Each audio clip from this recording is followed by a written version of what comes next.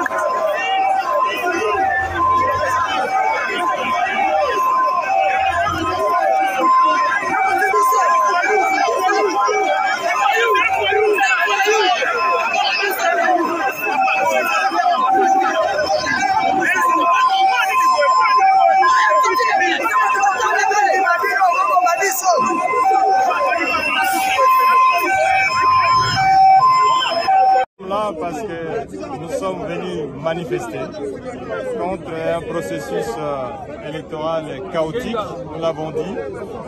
Les élections, ce n'est pas un théâtre. Les élections, ce n'est pas un folklore. C'est un processus inclusif, transparent, équitable et juste. Et lorsque ce processus ne remplit aucune de ces conditions, il est tout à fait normal que nous puissions, au nom de la population, manifester.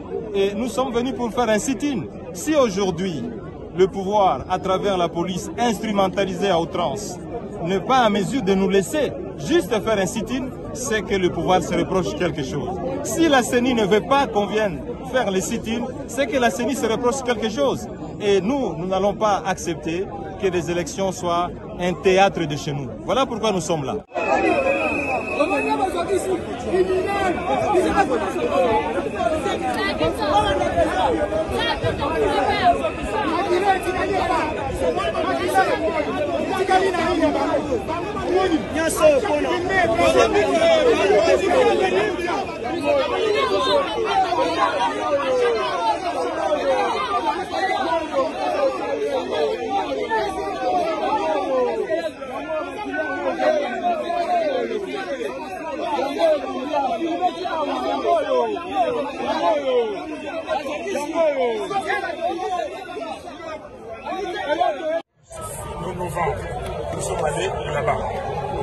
Non, mais ça ne peut pas évoluer, vous avez la même personne. Ça a évolué comment? Donc vous avez durci, comment dire, le monsieur policier, donc vous avez accru votre dictature. Nous protégeons les institutions. Non, vous protégez le peuple. La première chose, est-ce que vous êtes... dis-moi, vous n'êtes pas sérieux? Les gens qu'on tue en Bakana, les gens qu'on tue à Kwamoto, vous ne les protégez pas? Vous pensez? Bien sûr. Mais comment on a continué comme ça? Donnez-moi les statistiques. Vous êtes là. On est là. Pourquoi on a tué avant-hier? l'armée là. Mais pourquoi on continue à tuer? On fait le travail. Vous proposez M. Félix Tshisekedi qui a usurpé le pouvoir parce qu'il n'a pas été élu. Vous le savez. Vous le dites partout. Vous savez qu'il n'a pas été élu. Il est illégitime. Je vous le dis.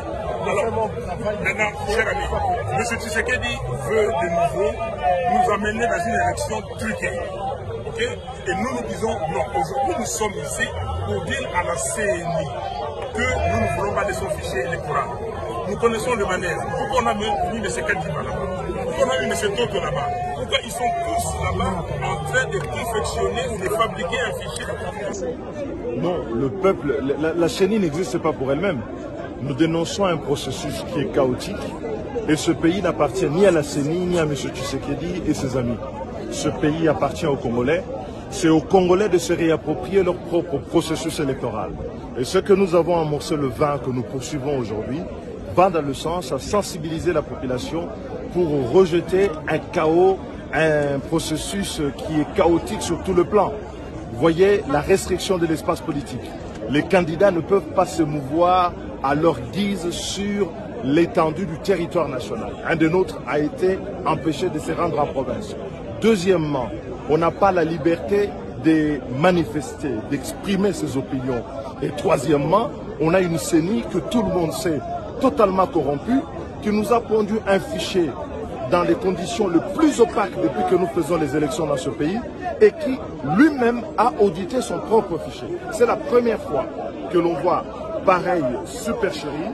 C'est une forfaiture contre laquelle ce ne sont pas seulement les leaders ici présents, mais l'ensemble du peuple congolais qui doit se mettre debout pour se réapproprier sa liberté, la liberté de choisir ce qu'ils veulent voir diriger ce pays. Donc nous allons continuer ce combat et à un moment donné, le peuple va arrêter la CENI. Il faut que la CENI arrête et qu'elle comprenne que ce n'est pas de cette manière, par la force, par la forfaiture, qu'ils vont pouvoir s'imposer à nous tous.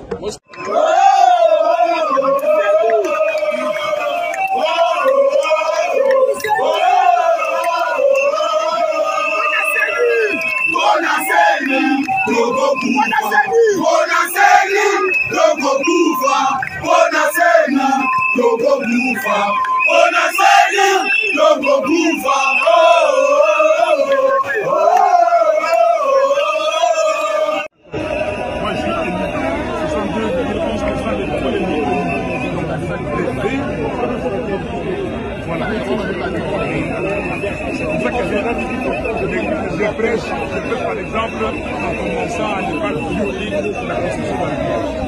Moi, je ne peux pas donner un ordre illégal, je ne peux pas obéir à un ordre manifestateur illégal. Je prêche par exemple, c'est comme ça que je vous dis, si vous ne respectez pas la répression, nous sommes d'accord avec vous.